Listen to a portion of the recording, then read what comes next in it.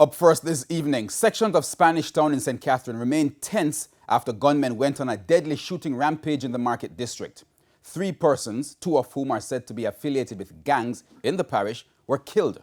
Now, earlier this evening, head of the JCF's communications unit, SSP Stephanie Lindsay, provided an update on the emerging situation on Radio Jamaica's Beyond the Headlines with Dion Jackson Miller. What we're able to confirm at this time that sometime after 2 o'clock, there was a shooting. The first shooting, we understand that a car drove up. We don't have a full description of the car just yet. Drove up on Cumberland Road and opened fire at a group of persons. One man was shot and killed at that location.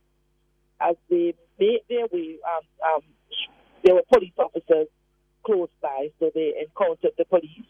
There was a shooting incident there.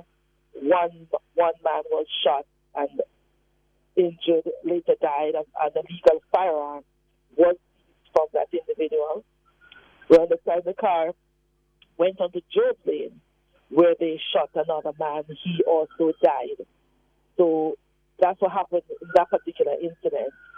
Then shortly afterwards, when persons got word of one of the men that was shot and killed, we understand that the persons from Taunton and surrounding areas, because what the investigators are picking up very early is that it's a continuation of the intra-camp feud in the One Order gang.